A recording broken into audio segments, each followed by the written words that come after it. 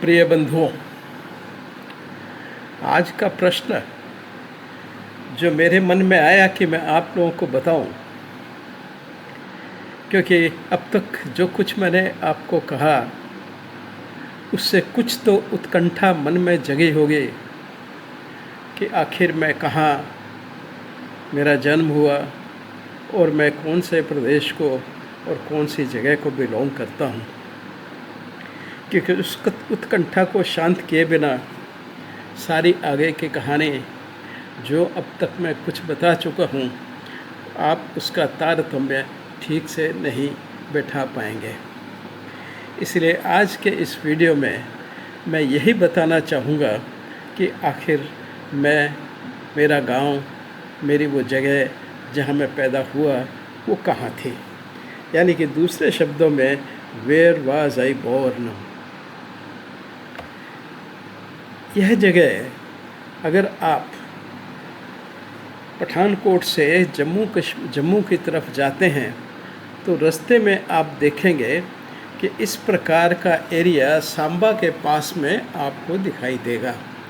ऊपर की तरफ पहाड़ हैं, जिन पहाड़ियों से अनेक प्रकार के छोटे बड़े नदियाँ और साथ में रिवुलेट्स, छोटे मोटे रिवुलेट्स, बरसाती नाले या बरसात में जिनमें फ्लैश फ्लड आते हैं, इस प्रकार के नाले उस एरिया को क्रॉस करते हुए आपको मिलेंगे और वो सब आगे जा कर के मिलकर के नदी का रूप ले लेते हैं। यहाँ पे जैसे आप देखें कि ऊपर हिमालय के ये पहाड़ हैं और इन पहाड़ों के नीचे अगर आप देखेंगे तो दो रिवुलेट जिनको दीघ कहा जाता है, ये दीघ के दोनों ये रिवुलेट ऊपर से आ रहे हैं और आकर के नीचे एक इस बिंदु पे दोनों आकर के मिल जाते हैं। इस बिंदु को जहाँ पे ये आकर मिलते हैं, उस बिंदु के पास में अगर आप जाएंगे, यानी कि अगर आप यहाँ पे जाएंगे तो थोड़ा सा ही ये दोनों दीघ की ब्रांचें मिल कर के ये इसको बसंतर बना देती हैं। इस रिवर को बसंतर कहा जाता है। ये सारा एरिया ही एक बसंतर रिवर का इलाका है। कुछ लोग इसको दीघ के नाम से भी जानते हैं, यानी कि दीघ का नाला, लेकिन वस्तुतः यह दोनों दीघ की ब्रांचें मिल कर के और इसको बसंतर का रूप इसी पॉइंट पे जहाँ ये दोनों मिलते हैं वो बना देते हैं। यह बहुत ही हाईली फ्लड प्रोन एरिया है। यहाँ हर साल फ्लड आता है, बसंतर ओवरफ्लो होती है और अभी तक भी जो गांव जितने वहाँ पे हैं, हालांकि उनको इससे बहुत अच्छी सिंचाई मिलती है, जिससे ये भूमि बहुत उपजाऊ हो जाती है, क्योंकि इतनी सारी रिवुलेट्स इस एरिया में आकर के पानी देती हैं। लेकिन बरसात के मौसम में इसमें अक्सर फ्लड आ जाता है और उस फ्लड से हर साल काफ़ी नुकसान होता है। लेकिन फिर भी ये एक एरिया, ये तलहटी दुनिया की एक बहुत ही फर्टाइल वैली के नाम से पहचानी जाती है। इसके चारों तरफ, तीनों तरफ पहाड़ हैं और एक तरफ एरिया जो है वो बिल्कुल प्लेन है। तो इसलिए जो मेरा गांव है, वो जो यहाँ पे आपको ये लाल रंग का पिन दिखाई दे रहा है, यह पिन जहाँ पे फोकस होता है ये जा कर के, यही मेरा गांव है और इस गांव का नाम है भोई ब्रह्मणा। इसी भोई ब्रह्मणा गांव जो बिल्कुल इस बसंतर रिवर के ऊपर है, ये बसंतर है। और अगर आप वार की किताबें देखेंगे तो वार ऑफ बसंतर बहुत फेमस है। इसी पे यह एक गांव यहाँ पे स्थित है, बिल्कुल बॉर्डर के ऊपर। इसकी ज़मीन जो है, इस गांव की ज़मीन, वो काफ़ी कुछ बैन गलाड़, जो पास में ही एक गांव जो आज के जम्मू कश्मीर में पड़ता है, उसके साथ मिली है और दूसरी तरफ जो बसंतर का पार्ट है उसमें भी मिली है। जहाँ तक इसका सवाल है, यहाँ पे आप एक एरो जो देख रहे हैं, यहाँ पे एक डार्क पॉइंट है, वह डार्क पॉइंट डिनोट करता है हमारे बीएसएफ की पोस्ट को, यानी कि इस गांव से बीएसएफ की पोस्ट कुछ ही मीटर्स की दूरी में है। और ये जो वेवी लाइन आपको दिख रही है यहाँ पे, ये इंडिकेटर के साथ में जो चलती हुई और जाकर के इसी बसंतर में मर्ज होती हुई उसको क्रॉस करती हुई कभी आगे ऊपर कभी नीचे, ये पाकिस्तान का बॉर्डर है। यानी कि ये गांव ऐसी स्थिति पे है जहाँ पे कुछ ही गज़ के बाद में बॉर्डर शुरू हो जाता है और ज़मीन भी कुछ इस गांव की आज की तारीख में हिंदुस्तान के कब्जे में है। और वहाँ के रहने वाले लोगों के हिसाब से वह ज़मीन इसी गांव की थी जिसका नाम भोई ब्राह्मणा था, और जो बिल्कुल पाकिस्तान बॉर्डर की इनसाइड की तरफ है। और जो बॉर्डर्स की जिनकी ज़मीन दूसरी तरफ थी वह 19 से यानी कि जो बसंतर रिवर के आसपास थी उसको 1971 में हिंदुस्तान के कब्जे में चली गई और वहीं पे बीएसएफ पोस्ट बना दी गई। और वहीं पे आप यहाँ देखेंगे कि एक बीएस पोस्ट भी है। इस तरह से ये बहुत ही जिगजैग करता हुआ कभी पाकिस्तान में जाता हुआ कभी हिंदुस्तान में जाता हुआ एक एरिया है, जहाँ पे कहीं कहीं पे बड़ा डिमार्केशन मुश्किल हो जाता है कि किधर कौन सा जम्मू कश्मीर का पार्ट है और कौन सा पाकिस्तान का पार्ट है, और इनके डिस्प्यूट भी आपस में चले जाते हैं। दूसरी बात यह वो एरिया है जहाँ से मैक्सिमम इन्फिल्ट्रेशन होता है। जो भी इन्फिल्ट्रेशन आप सुनते हैं वो रामगढ़ सेक्टर या फिर सांबा सेक्टर या फिर विजयपुर सेक्टर, और ये तीनों सिटीज़ विजयपुर, सांबा और रामनगर इस गांव से 7 किलोमीटर की दूरी पे है। तो इधर साइड की तरफ सांबा है, यहाँ पे रामनगर है और इस लेफ़्ट साइड में आके विजयपुर है। तो ये सारा जो सिटीज़ हैं, ये जो बॉर्डर्स हैं, ये सारे के सारे इक्वी डिस्टेंस पे 7 किलोमीटर दूर हैं मेरे गांव से। लेकिन बॉर्डर जो है वो बिल्कुल सटा हुआ है, कुछ ही मीटर की दूरी से बॉर्डर शुरू हो जाता है। और काफ़ी इस एरिया की ज़मीन, इस गांव की ज़मीन अब हिंदुस्तान के पास या नो मैन लैंड्स में है, जहाँ पे खेती आजकल नहीं होती है। अदरवाइज़ यह बासमती का बेसिन है और यह बहुत ही फर्टाइल और अच्छा एरिया है, क्योंकि बिल्कुल फुट हिल्स के नीचे है। एक साइड इसकी पूरी फुट हिल्स में है और दूसरी साइड प्लेन है। सो इसमें फुट हिल्स और हिल्स और प्लस प्लेन का इलाका दोनों ही इसमें सम्मिलित हैं इस विलेज की संरचना में। अब आप इसमें नेक्स्ट देखिएगा, यहाँ पे आपको ज़्यादा अच्छी तरह से दिखाई देगा। यह जो पार्ट थोड़ा सा गहरे रंग का है, यह वो रिवरलेट है या वो रिवर बसंत रिवर का पार्ट है। ये ऊपर से आकर के दीघ, दोनों दीघ की ब्रांचें आके मिलती हैं और यहीं पे ये बसंतर रिवर की संरचना हो जाती है। और यहीं पे आप देखेंगे ये जो पॉइंटर जहाँ मैंने रखा है, यहाँ पे बीएसएफ की पोस्ट है और उसके नीचे जो ये वाइट लाइन है, यह पाकिस्तान और हिंदुस्तान का बॉर्डर है। और इसी बॉर्डर पे जहाँ पे आप पिन की हुई ये लाल रंग की देख रहे हैं, जहाँ भोई ब्राह्मणा लिखा है, यह मेरा जन्म स्थान है। तो लगभग ये बिल्कुल पाकिस्तान और हिंदुस्तान के बॉर्डर में है। और आज की तारीख में वहाँ पर आपको दोनों झंडे एक ही गांव में फहराते हुए दिख जाते हैं, क्योंकि पाकिस्तान की पोस्ट भी यहाँ पे है, उनकी जो रेंजर्स की पोस्ट है, और हमारे बीएसएफ की यहाँ है। तो दोनों झंडे जब वहाँ लगते हैं तो गांव बीच में होने के कारण अगर थोड़ा सा गांव के साइड से फ़ोटो लेते हैं तो दोनों झंडे एक ही नगर में आपको लहराते हुए दिख जाएंगे।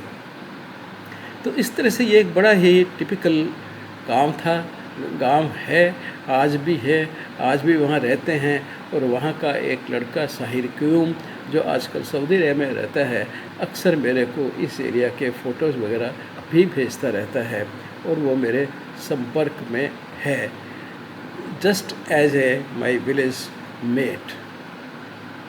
ये यहाँ आप देखेंगे बड़ा क्लियर नज़र आ रहा है आपको कि ये दोनों जो दीग की ब्रांचें हैं ये ऊपर से आ रही हैं और आकर के ये इसी एरिया में, यानी कि मेरे जन्म स्थान के बिल्कुल पास में आके मिल जाती हैं और वहाँ से ये बसंतर का रूप धारण कर लेती हैं और आगे जाके ये फिर चलती जाती है। यहाँ पे जो आपको समझने के लिए इस एरिया को ये देखना पड़ेगा कितना बॉर्डर पे है कि यह जो अभी जम्मू की all India institute of medical sciences बनी है, जो ऊपर आप देख रहे हैं लाल पिन के नीचे, यह all India institute of medical sciences Jammu है और यह मात्र 7 किलोमीटर मेरे गांव भोई ब्राह्मणा से पड़ती है और उसके साथ ही ये सांबा और रामनगर और विजयपुर से भी इक्वी डिस्टेंस पे 6-7 किलोमीटर की दूरी पे पड़ता है। मेरे फादर साहब की पढ़ाई लिखाई जो भी उन्होंने की उस ज़माने में वह सांबा में ही हुई।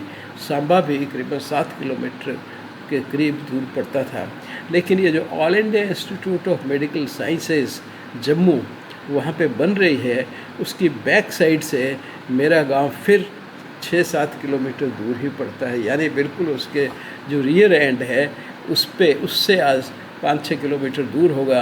कालांतर में हो सकता है ये और बढ़ जाए तो एकदम और नज़दीक आ जाए।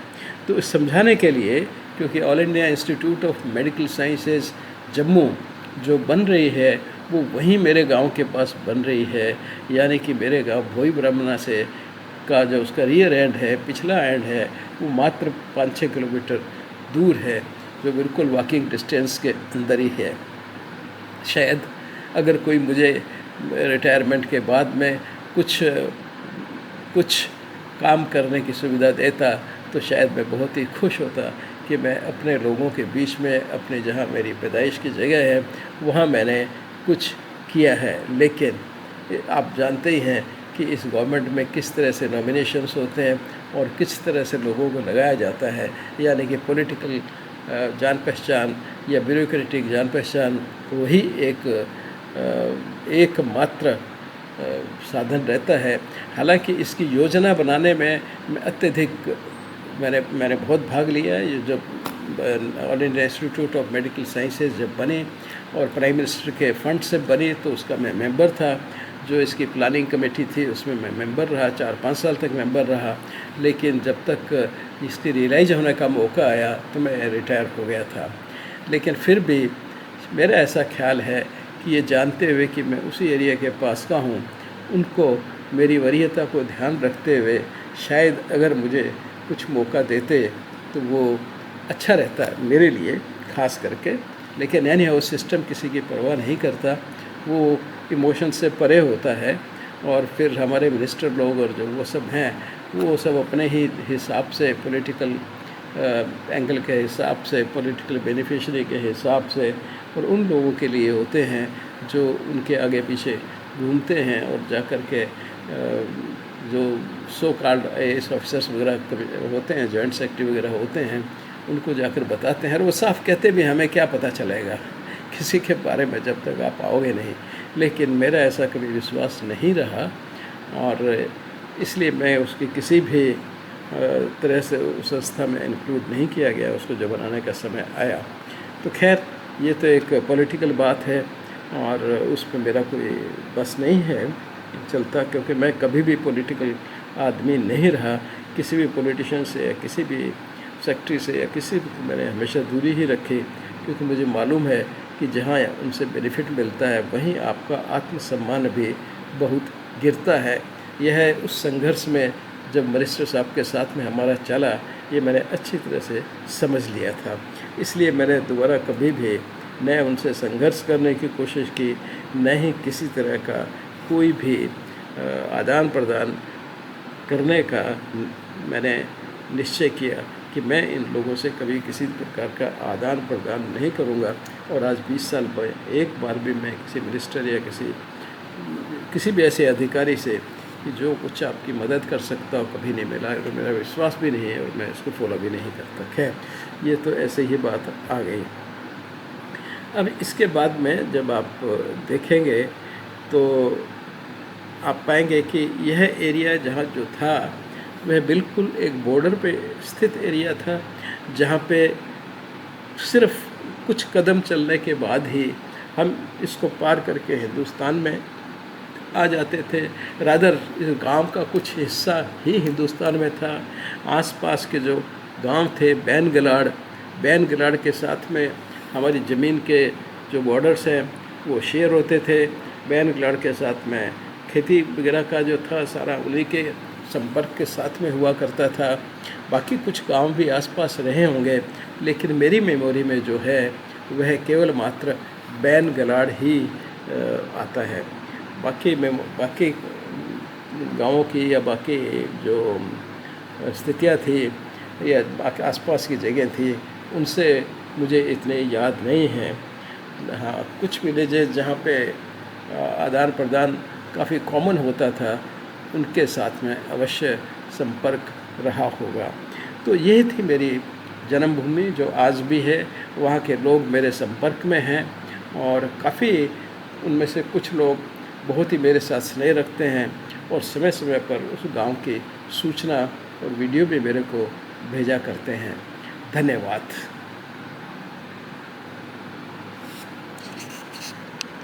7 किलोमीटर मेरे गांव भोई ब्राह्मणा से पड़ती है और उसके साथ ही ये सांबा और रामनगर और विजयपुर से भी इक्वी डिस्टेंस पे 6-7 किलोमीटर की दूरी पे पड़ता है। मेरे फादर साहब की पढ़ाई लिखाई जो भी उन्होंने की उस ज़माने में, वह सांबा में ही हुई। सांबा भी करीबन 7 किलोमीटर के करीब दूर पड़ता था। लेकिन ये जो all India institute of medical sciences Jammu वहाँ पे बन रही है, उसकी बैक साइड से मेरा गांव फिर 6-7 किलोमीटर दूर ही पड़ता है। यानी बिल्कुल उसके जो रियर एंड है उससे आज 5-6 किलोमीटर दूर होगा। कालांतर में हो सकता है ये और बढ़ जाए तो एकदम और नज़दीक आ जाए। तो इस समझाने के लिए, क्योंकि all India institute of medical sciences Jammu जो बन रही है वो वहीं मेरे गांव के पास बन रही है। यानी कि मेरे गांव भोई ब्राह्मणा से का जो उसका रियर एंड है, पिछला एंड है, वो मात्र 5-6 किलोमीटर दूर है, जो बिल्कुल वॉकिंग डिस्टेंस के अंदर ही है।